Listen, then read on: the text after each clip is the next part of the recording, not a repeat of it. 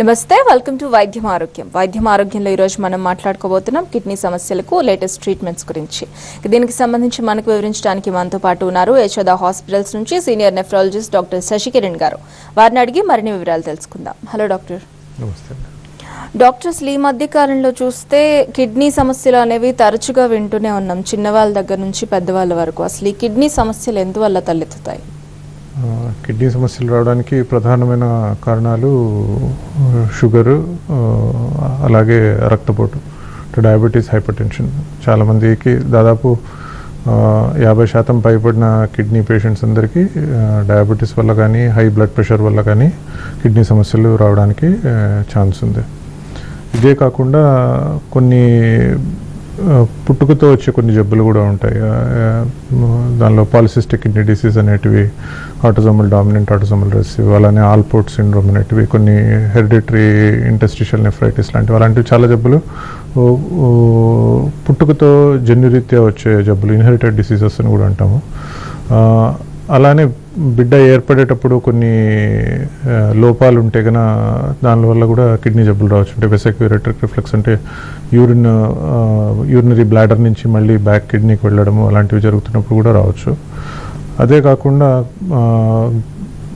వయసు పెరిగే కొద్దీ కొన్ని జబ్బులు రావడానికి ఛాన్సెస్ ఉన్నాయి. గ్లోమర్లోనెఫ్రైటిస్ అనేవి, ఇవి మొదటి సంవత్సరం నుంచి మొదలుకొని రావచ్చు. అలానే మధ్య వయసు, యుక్త వయసు, ఎల్డర్లీ వాళ్ళకు కూడా ఈ గ్లోమర్లోనెఫ్రైటిస్ రావడానికి ఛాన్స్ ఉంది. గ్లోమర్లోనెఫ్రైటిస్ చాలా రకాలుగా ఉంటాయి. దానిలో కొన్ని సులభంగా ట్రీట్ చేసి కంప్లీట్ రికవరీ వచ్చే జబ్బులు ఉంటాయి. కొన్ని క్రానిక్ ఐజిఐ నెఫ్రోపతి అలాంటి జబ్బులు చాలా కాలంగా క్రానిక్గా ఉంటాయి, దీన్ని కంప్లీట్గా క్యూర్ చేయలేము. ఇలాంటి జబ్బులు ఉన్న వాళ్ళు కొన్నిసార్లు పూర్తిగా కిడ్నీ పాడైపోయే కూడా ఛాన్సెస్ ఉంటాయి. అలానే కాకుండా కొన్ని మందులు వేసుకునేవాళ్ళు, అంటే వేరే కారణాల కోసం, అంటే ఆర్థరైటిస్, కనెక్టివ్ టిష్యూ డిజార్డర్స్, కొన్ని క్యాన్సర్లకు వాడే మందుల వల్ల కూడా ఇండైరెక్ట్గా కిడ్నీలు దెబ్బతినడానికి ఛాన్సెస్ ఉంటాయి. ఇదే కాకుండా రికరెంట్గా కొన్నిసార్లు కిడ్నీ ఇన్ఫెక్షన్స్ రావడం వల్ల కూడా కిడ్నీ పాడైపోయి పూర్తిగా దెబ్బతినే కూడా ఛాన్స్ ఉన్నాయి. ఇలా చాలా కారణాలు ఉన్నాయి. ప్రధానంగా ఈ కారణాల వల్ల కిడ్నీ జబ్బులు రావడానికి ఛాన్స్ ఉంది. అయితే అసలు మనకు కిడ్నీలో సమస్య ఉందని ఎలాంటి లక్షణాల ద్వారా మనం గుర్తించవచ్చు? కిడ్నీ సమస్యకు ముఖ్యంగా తెలుసుకోవాల్సింది ఏమిటంటే, చాలాసార్లు దీనికి ఏమి లక్షణాలు కనిపించకపోవచ్చు. అంటే ఏ సిమ్టమాటిక్గా సైలెంట్గా ఉండడానికి ఛాన్స్ ఎక్కువగా ఉంది. ఇది మనము గుర్తుపెట్టుకోవాలి. సో కిడ్నీ జబ్బులు రావడానికి రిస్క్ ఫ్యాక్టర్స్ ఉన్న వాళ్ళందరూ తరచుగా పీరియాడికల్గా వాళ్లకు కిడ్నీ సమస్యలు ఏమైనా తలెత్తుతున్నాయా లేదా అనేది వాళ్ళు చెక్ చేసుకోవాలి. ఉదాహరణకు షుగర్ ఉన్నవాళ్ళు, డయాబెటీస్ ఉన్నవాళ్ళు, హై బ్లడ్ ప్రెషర్ ఉన్నవాళ్ళు, వాళ్ళ ఫ్యామిలీలో ఎవరికైనా కిడ్నీ జబ్బులు ఉన్నవాళ్ళు, కన్సాంగ్నస్ మ్యారేజ్ అంటే బంధుత్వంలోనే పెళ్లి చేసుకున్న వాళ్ళు, మేనరికం ఉన్నవాళ్ళు, లేక వేరే కారణాలు దీనివల్ల కొన్ని కిడ్నీని దెబ్బతినే అలాంటి ట్యాబ్లెట్స్ వేసుకుంటున్న వాళ్ళు, ఇలాంటి వాళ్ళు వాళ్ళకి ఎటువంటి సమస్యలు లేకపోయినా పీరియాడికల్గా క్రమబద్ధంగా ఆ జబ్బు ఉందా లేదా అనేది ఫస్ట్ తెలుసుకోవాలి. ఇప్పుడు సిమ్టమ్స్కి వస్తే కనుక కొంత కంటి చుట్టూ వాపు రావడము, కాళ్ళకు వాపు రావడము, లేదంటే యూరిన్లో నురగ కనిపించడము, బ్లడ్ ప్రెషర్ అనేది పెరిగిపోవడము, ఇంకా కొంచెం అడ్వాన్స్డ్ డిసీజ్ అయితే కానీ ఆకలి తగ్గడము, ఒక రకమైన వీక్నెస్, శక్తి లేకుండా పోవడము, ఆకలి తగ్గిపోవడము, చిన్న పని చేస్తేనే శ్వాసలో ఇబ్బంది కలగడము, ఇవన్నీ కూడా కిడ్నీ సమస్యలకు వల్ల వచ్చే సిమ్టమ్స్. కానీ ఇవి రావడానికి కొన్నిసార్లు లేట్ కావచ్చు, అర్లీగా ఈ సిమ్టమ్స్ రావడానికి ఛాన్సెస్ ప్రతిసారి ఉండకపోవచ్చు. ఓకే డాక్టర్, కాలర్ రెడీగా ఉన్నారు. నిత్యానాయక్ ఫ్రమ్ నిజామాబాద్, కాల్ తీసుకుందాం. నిత్యా గారు. మేడం, డాక్టర్ గారు ఉన్నారు, మీ సమస్య ఏంటో వారితో చెప్పండి. చెప్పండి. చెప్పండి సార్. ఒక నెల నుంచి సార్ ఈ కిడ్నీ సమస్య వచ్చింది సార్. ఎందువల్ల వచ్చింది? ఒకటి నెల అయింది సార్. ఒక నెల నుంచి నొప్పి వస్తుంది. ఎక్కడ నొప్పి వస్తుంది మీకు? ఈడ పక్కకు సార్, నడుముకు. ఓకే, నడుము దగ్గర నొప్పికి కారణాలు కిడ్నీలో ఉండొచ్చు, ఇతర కారణాలు కూడా ఉండొచ్చు. ఏమన్నా కిడ్నీలో ఏమని చెప్పారండి? స్టోన్స్ ఉన్నాయని చెప్పారు సార్.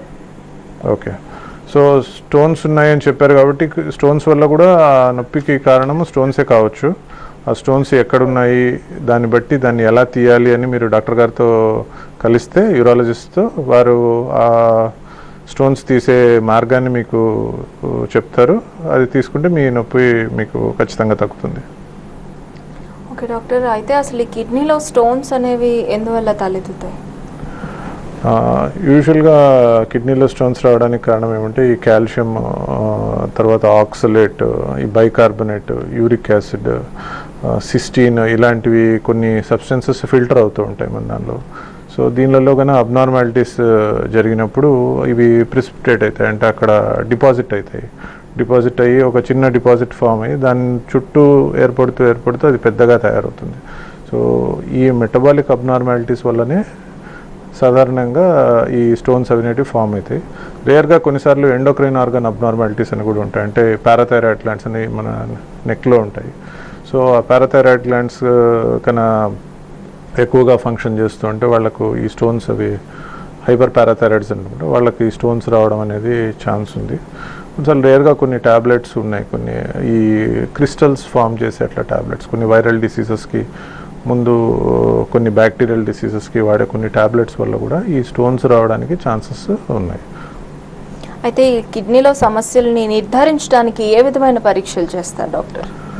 కిడ్నీలో సమస్య ఉంది అనే దాన్ని నిర్ధారణ చేయడానికి మనకు ఒక గైడింగ్ ఫ్యాక్టర్ ఏమంటే ఎందువల్ల దానికి వచ్చింది అనేది ఒకటి గైడింగ్ ఫ్యాక్టర్. ఎందువల్ల రావచ్చు అనే హిస్టరీలో కొన్ని సిమ్టమ్స్ దాన్ని బట్టి ఉంటాయి.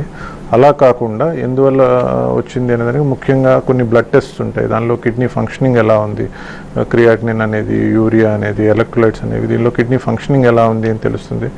అలానే యూరిన్ టెస్ట్స్ కూడా కొన్ని ఉంటాయి. దీనిలో యూరిన్ నార్మల్గా ఉందా, లేక దానిలో ప్రోటీన్ లీక్ ఏమన్నా ఉందా, రక్త కణాలు పోతున్నాయా, కొన్ని ల్యూకోసైట్స్ అంటే ఇన్ఫెక్షన్ రిలేటెడ్ కొన్ని సెల్స్ ఏమన్నా వెళ్తున్నాయా.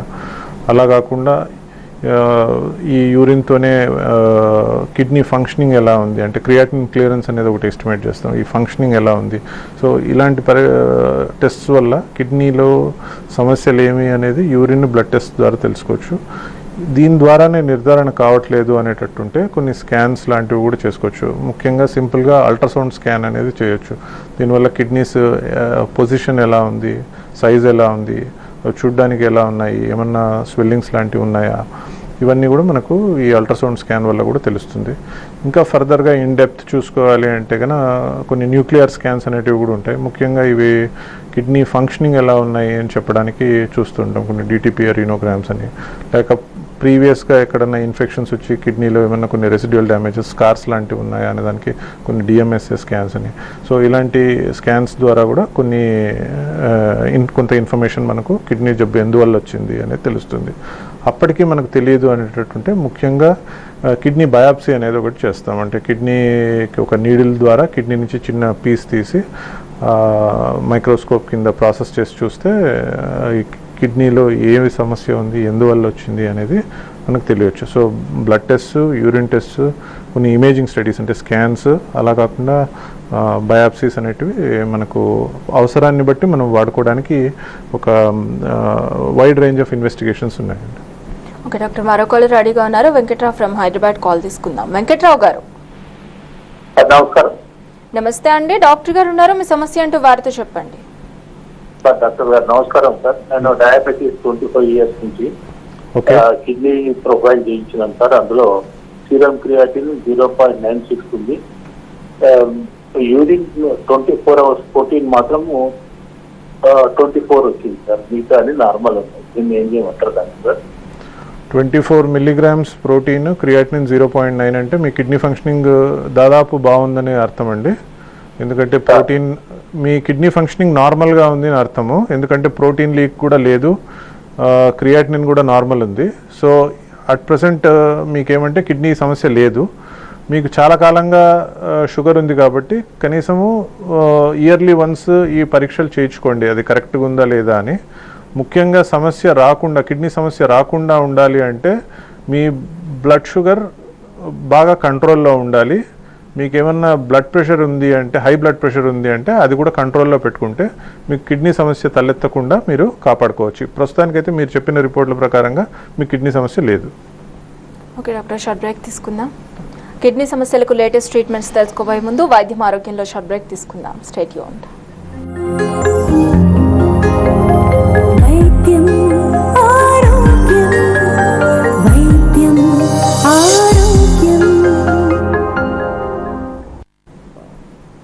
వెల్కమ్ బ్యాక్ టు వైద్యం ఆరోగ్యం.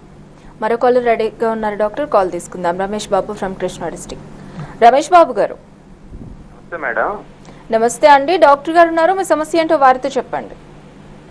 గత సంవత్సరం క్రితం డాక్టర్ గారు, నమస్తే సార్. నమస్తే అండి. సార్, గత సంవత్సరం క్రితం నేను తోటలో జారి పెట్టడం జరిగింది, కింద పడ్డాను. ఓకే. దాని కారణంగా నడుము L4, L5 మధ్య అంటే ఒత్తిడి జరగటం వల్ల నొప్పి వస్తుంది అని అన్నారు. ఓకే. ఆ నొప్పి అంటే అది జీవితాంతం అలానే ఉండిపోతుందా, లేదా నాకు ఏమన్నా సమస్య, కొత్తగా ఏమన్నా సమస్య వచ్చి ఇప్పటి వరకు నొప్పి తగ్గలేదు అనే విషయం అనేది నాకు ఒక అండర్స్టాండింగ్ రాలేదు సార్. అంటే కిడ్నీ సమస్య కూడా ఉండటం వల్లనే ఇలా వస్తుంది అంటారు అనే సమస్య నాకు ఆలోచన మొదలైంది సార్. అది ప్రాబ్లం అది. మీరు L4, L5 కింద పడ్డారు, L4, L5 దగ్గర మీకు ప్రాబ్లం వచ్చింది అని చెప్పారు. అంటే డిస్క్ పక్కకు జరిగిండొచ్చు, లేక అక్కడున్న వర్టిబ్రాకి ఏదన్నా ప్రాబ్లం వచ్చినప్పుడు సమస్య నొప్పి దానివల్లే ఉండడానికి కారణం ఉంది. ఇది ఛాన్స్ ఎక్కువగా ఉంది. కిడ్నీ వల్ల ఉండడానికి ఛాన్స్ చాలా తక్కువ. సో అక్కడ యాక్చువల్గా ఎంత డ్యామేజ్ ఉంది, డిస్క్ ప్రొట్రూషన్ బయటికి ఎంతవరకు వచ్చింది, లేక వర్టిబ్రాలు ఏమైనా వెడ్జ్ ఫ్రాక్చర్స్ లాంటివి ఏమైనా ఉన్నాయా అనేది మీరు కన్నా స్పైన్ సర్జన్ అన్న, న్యూరో సర్జన్తో అన్న మీరు కలిస్తే వాళ్ళు దాన్ని ఫస్ట్ ఎవాల్యుయేట్ చేసి MRI లాంటివి చేసి మీకు మెడిసిన్స్ ద్వారా తగ్గుతుందా, లేక మీకు ఏమైనా ఫిజియోథెరపీ ఏమైనా కావాలా, మరీ ఎక్కువగా ఉంటే ఏమైనా సర్జరీ లాంటివి అంటే మైక్రో డిస్కెక్టమీ లాంటివి అలాంటిది ఏమైనా, లేక స్పైనల్ స్టెబిలైజేషన్ లాంటివి ఏమైనా చేయాలా అనేది వాళ్ళు చెప్తారు. ఈ పెయిన్కు కిడ్నీకి లింక్ అనేది ఉండడానికి ఆస్కారం చాలా తక్కువ. ఓకే డాక్టర్, అయితే ఈ కిడ్నీ సమస్యలు అనేవి వంశపారంపర్యంగా కూడా వచ్చే అవకాశాలు ఎంతవరకు ఉన్నాయి? కొన్ని జబ్బులు వంశపారంపర్యంగా రావచ్చు. ముఖ్యంగా cystic diseases of the kidney అనేటివి చాలా కామన్. దానిలో autosomal dominant polycystic kidney disease అనేది problem the commonest inherited kidney disease. ఇది autosomal dominant polycystic kidney disease. So ఇది ఉన్నప్పుడు కిడ్నీలో చిన్న సిస్ట్ లాంటివి అంటే బుడగల్ లాంటివి ఉంటాయి. వయసు పెరిగే కొద్దీ అవి కూడా పెరిగి ఒక autosomal dominant polycystic kidney disease ఉన్నప్పుడు ఒక 40 సంవత్సరాలు 30 సంవత్సరాలు పైబడిన వాళ్లకు కిడ్నీ ఫెయిల్యూర్ అని మొదలు కావడము, 30 నుంచి 70 సంవత్సరాల లోపల ఎప్పుడైనా వాళ్ళకి డయాలసిస్ లాంటివి అవసరం పడడం, లేక ట్రాన్స్ప్లాంట్ చేసుకోవడం అనేటివి జరుగుతాయి. ఇంకా autosomal recessive polycystic kidney disease అని ఉంటుంది. ఈ autosomal recessive polycystic kidney disease ఈ మేనరికం అనేటివి ఎక్కువ చేసుకునే వాళ్ళలో ఇవి రావడానికి ఛాన్స్ ఉంది. ఈ జబ్బులు మరీ చిన్న వయసులోనే బయటకు వస్తాయి. కిడ్నీ త్వరగా పాడైపోతుంది, అంటే చైల్డ్హుడ్లోనే పాడైపోయే ఛాన్సెస్ ఉన్నాయి. చిన్నపిల్లలుగా ఉన్నప్పుడే వాళ్లకు డయాలసిస్ లాంటిది లేక కిడ్నీ ట్రాన్స్ప్లాంట్ లాంటిది చేసుకునే అవసరం వస్తుంది. ఇలా కాకుండా కొన్నిసార్లు ఆల్పోర్ట్ సిండ్రోమ్ అని, థిన్ బేస్మెంట్ మెంబ్రేన్ డిసీజ్ అని, కొన్ని ఇన్హెరిటెడ్ ఇంటర్స్టిషియల్ నెఫ్రైటిస్, కొన్నిసార్లు ఫ్యాబ్రీస్ డిసీజ్ అనేటివి, ఇలా చాలా రకాల సిస్టినోసిస్ అని, ఇలా చాలా రకాల జబ్బులు ఉన్నాయి, మెటబాలిక్ డిసార్డర్స్. ఇవన్నీ వంశపారంపర్యంగా రావడానికి ఛాన్స్ ఉంది. ఓకే ఓకే డాక్టర్, మరో కాలర్ రెడీగా ఉన్నారు. రఘురామ్ ఫ్రమ్ బెంగళూరు, కాల్ తీసుకుందాం. రఘురామ్ గారు. మేడం. డాక్టర్ గారు ఉన్నారు, మీ సమస్య ఏంటో వారితో చెప్పండి. డాక్టర్ గారు నమస్కారం సార్. నమస్తే అండి. సార్, నేను బెంగళూరు నుంచి ఫోన్ చేస్తున్నాను సార్. చెప్పండి. ఈ COVID-19 ఇప్పుడు కిడ్నీ నుంచి ఎలా జాగ్రత్తలు తీసుకోవాలి సార్ మేము? COVID-19 అంటే SARS-CoV వైరస్, SARS-CoV-2 వైరస్ వల్ల వచ్చే జబ్బు ఇది. ఈ వైరస్ అనేది మన బాడీలోని సెల్స్ లోపలికి ఎంటర్ కావాలండి. ఇది ఎంటర్ అవ్వడానికి ఒక రిసెప్టార్ అనేది ఉంటుంది. ఆ రిసెప్టార్ని అటాచ్ అయ్యి సెల్ లోపలికి ఎంటర్ అవుతుంది. ఈ రిసెప్టార్ అనేది ACE2 రిసెప్టార్స్ అనేటివి. ఈ రిసెప్టార్స్ లంగ్లో ఉన్నాయి. కిడ్నీలో లంగ్ కన్నా ఒక 100 టైమ్స్ ఎక్కువగా ఉన్నాయి కిడ్నీలో. సో ఈ వైరస్ ఆ రిసెప్టార్ను అటాచ్ అయ్యి కిడ్నీ లోపలికి ఎంటర్ అయింది అనుకోండి, అప్పుడు కిడ్నీని వైరస్ డైరెక్ట్గా కిడ్నీని డ్యామేజ్ చేయడానికి ఛాన్స్ ఉంది. అలా కాకుండా కొన్నిసార్లు ఈ వైరస్ ఇండైరెక్ట్ కూడా డ్యామేజ్ చేయొచ్చు. ఎందుకు అంటే ఇన్ఫ్లమేటరీ రెస్పాన్స్ అంటాము. అంటే ఒక ఏదైనా డిసీజ్ వచ్చినప్పుడు బ్యాక్టీరియల్ కావచ్చు, వైరస్ కావచ్చు, ఈ కోవిడ్ కావచ్చు, ఏదైనా కానీ మనకు ఆ డిసీజ్ వచ్చినప్పుడు బాడీ అనేది ఆ డిసీజ్కి రెస్పాండ్ అయినప్పుడు కొన్ని ఇన్ఫ్లమేటరీ మీడియేటర్స్ రిలీజ్ చేస్తుంది. IL-10, IL-6 అలాంటివి రిలీజ్ చేసినప్పుడు ఇవేమవుతుందంటే ఈ ఇన్ఫ్లమేటరీ మీడియేటర్స్ బాడీలో వాసోడైలటేషను, ఇన్ఫ్లమేషన్ అన్నీ క్రియేట్ చేసి ఇండైరెక్ట్గా కూడా కిడ్నీని దెబ్బతీయడానికి ఛాన్స్ ఉంది. COVID-19లో ఇది జరగడానికి ఒక 30% ఛాన్స్ ఉంది. ఇది కన్నా జరిగింది అంటే మార్టాలిటీ అంటే మనిషి చనిపోవడానికి రిస్క్ కొంచెం ఎక్కువగా ఉంటుంది.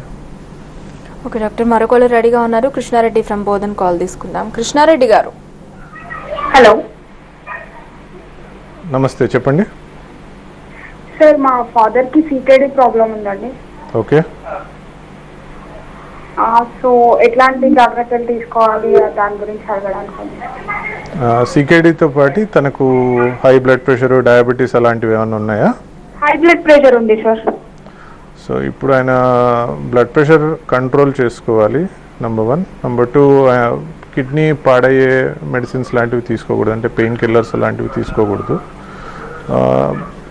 తరచుగా కిడ్నీ ఫంక్షనింగ్ ఎలా ఉంది అని ఒకసారి మీ డాక్టర్ గారిని కలిసి చెక్ చేసుకోండి.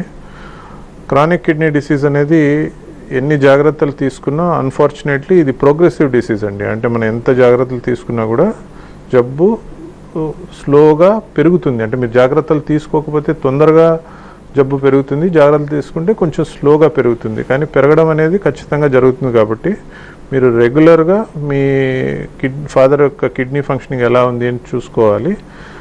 కిడ్నీ ఫంక్షనింగ్ ప్రకారంగా మెడిసిన్స్ అనేటివి మీ డాక్టర్ గారు ఇస్తారు. ఏదో ఒక స్టేజ్లో మీకు మీ ఫాదర్కు కిడ్నీ పూర్తిగా పాడైపోయే పరిస్థితి వచ్చినప్పుడు డయాలసిస్లో అన్నా, ట్రాన్స్ప్లాంట్ అన్నా, ఈ ఆప్షన్స్ ఏమైతే మీతో డిస్కస్ చేసి దానికి ఆ టైంలో అవసరమైన ట్రీట్మెంట్ మీకు వాళ్ళు సజెస్ట్ చేస్తారండి. అయితే ఒక కిడ్నీ పాడైపోతే ఇంకొక కిడ్నీతో కూడా లైఫ్ లీడ్ చేయొచ్చు అంటారు కదా డాక్టర్. ఎంతకాలం సింగిల్ కిడ్నీతో హెల్తీ లైఫ్ లీడ్ చేయొచ్చు? ఓకే, సింగిల్ కిడ్నీతో ఎంతకాలం అనేది దీన్ని రెండు డిఫరెంట్ సినారియోస్గా చూసుకోవాలండి. ఒకటి ఏమంటే పుట్టుకతోనే ఒక కిడ్నీతోనే పుట్టడం. సో ఇలాంటి వాళ్ళకి ఏమి అంటే మిగిలిపోయిన ఒక కిడ్నీ పుట్టుకతోనే పనిచేయడం మొదలవుతుంది. అంటే అది హైపర్ ఫిల్టరేషన్ అనేది జరుగుతుంది. హైపర్ ఫిల్టరేషన్ ఇంజురీ దానికి వస్తుంది. సో పుట్టుకతోనే ఒక కిడ్నీ ఉన్న వాళ్ళకు రెండవ కిడ్నీ కూడా పూర్తి పాడైపోయేదానికి ఛాన్సెస్ ఎక్కువ. సో కొన్నిసార్లు వీళ్ళు 3rd decade of life, 4th decade of life అంటే 30 to 40 years ఆ మధ్యలోనే వీళ్ళ కిడ్నీ పాడైపోయి డయాలసిస్ అవసరం పడ్డము, లేక ట్రాన్స్ప్లాంట్ అవసరం పడ్డము అనేటివి జరగడానికి ఛాన్స్ ఎక్కువ ఉంది. అలా కాకుండా తర్వాత ఎప్పుడన్నా కిడ్నీ ఒకటి పోయింది అనుకోండి, అంటే ఫర్ ఎగ్జాంపుల్ ఏదన్నా యాక్సిడెంట్ అయ్యి కిడ్నీ డ్యామేజ్ అయ్యి ఒక కిడ్నీ తీసేయాల్సి రావడము, లేక కిడ్నీ ఎవరికైనా డొనేట్ చేస్తారంటే వాళ్ళ ఫ్యామిలీ మెంబర్స్కు, లేదంటే ఏదైనా సివియర్ ఇన్ఫెక్షన్ వచ్చి ఒక కిడ్నీ మాత్రం పైలోనెఫ్రైటిస్ వచ్చి పాడైపోయాయి, అలాంటి సినారియో ఇది సెకండ్ సినారియో. వీళ్ళకి పుట్టుకతో 2 కిడ్నీలునే, మధ్యలో ఎప్పుడో ఒక కిడ్నీ పాడైపోయింది. అలాంటి సినారియో ఉన్నప్పుడు ఉన్న ఒక కిడ్నీని జాగ్రత్తగా చూసుకుంటే ఒక లైఫ్ టైంకి అది పనిచేస్తుందండి. ఓకే డాక్టర్, మరో కాలర్ రెడీగా ఉన్నారు. హుసేన్ ఫ్రమ్ కర్నూలు కాల్ తీసుకుందాం. హుసేన్ గారు.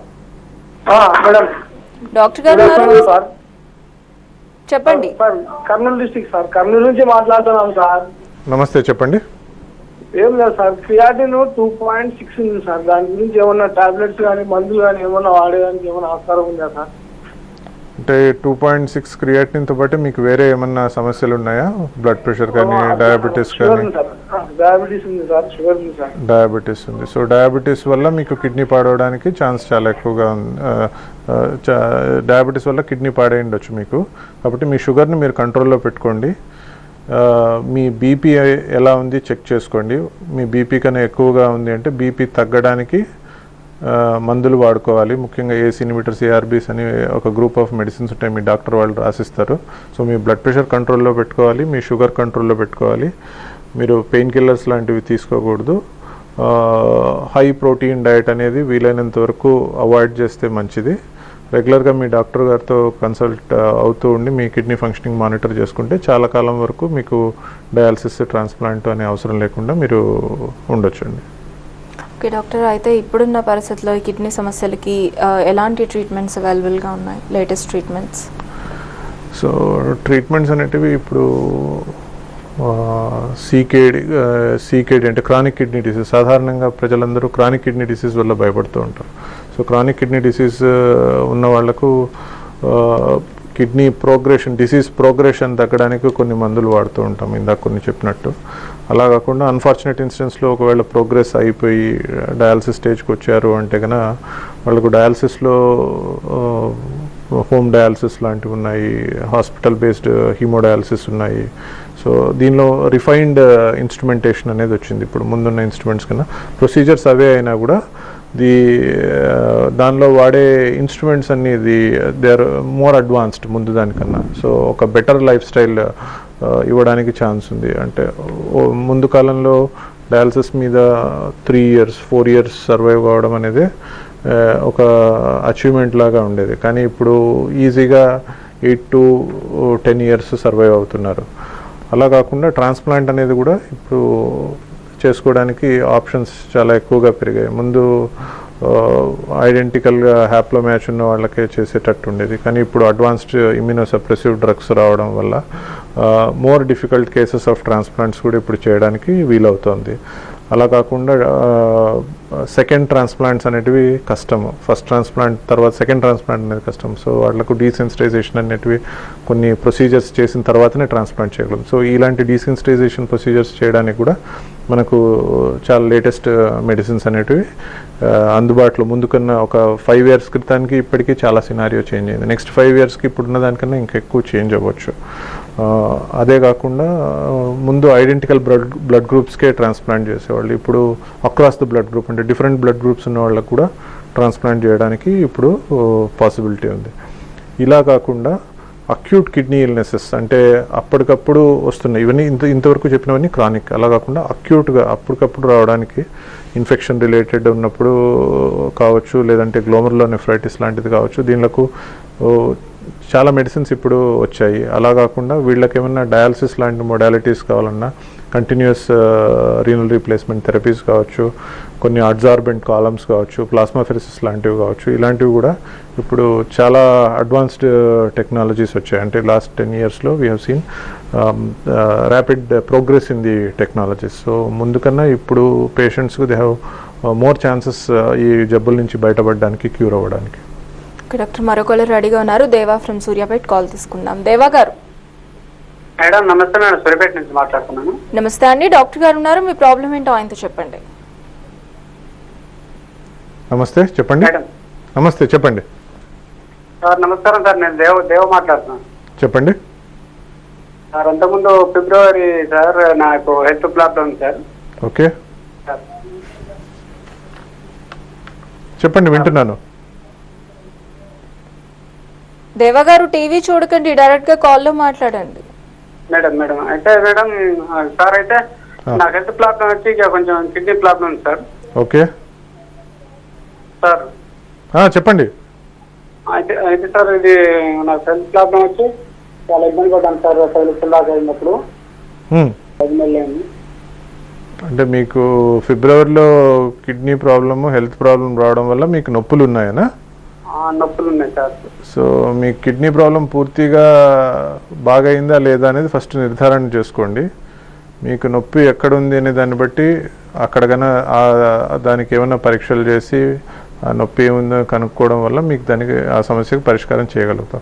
ముఖ్యంగా ఏమంటే కొన్ని కిడ్నీ ప్రాబ్లం రావడం వల్ల అది ఎప్పటికీ ఉండిపోతుంది అనే అపోహలో ఉండకండి. కొన్ని కిడ్నీ జబ్బులు పూర్తిగా బాగైపోవడానికి ఛాన్సెస్ ఉంటాయి. సో మీకున్నది కిడ్నీ సమస్య పూర్తిగా బాగైపోయిందా లేదా అనేది ఫస్ట్, అంటే క్యూర్ అయిపోయారా లేదా అనేది ఫస్ట్ మీరు చెక్ చేసుకోండి. దాని తర్వాత ఒకవేళ క్యూర్ అయిపోతే ఈ పెయిన్ అనే దానికి, ఈ నొప్పికి కారణం వేరే ఏదన్నా ఉండొచ్చు, అది మీరు నిర్ధారణ చేసుకోవాలి. ఒకవేళ కిడ్నీ సమస్య పూర్తిగా పరిష్కారం అవ్వలేదు, ఇంకా ఉంది అంటే దానికి ఏం మందులు ఇవ్వాలి అనేది మీకు మీ డాక్టర్ గారు చెప్తారు. ఓకే డాక్టర్, కిడ్నీ సమస్యల గురించి అలాగే ట్రీట్మెంట్స్ గురించి చాలా క్లియర్గా వివరించారు. Thank you so much. నమస్తే. ఇది వాళ్ళ వైద్యం ఆరోగ్యం. Keep watching tea news.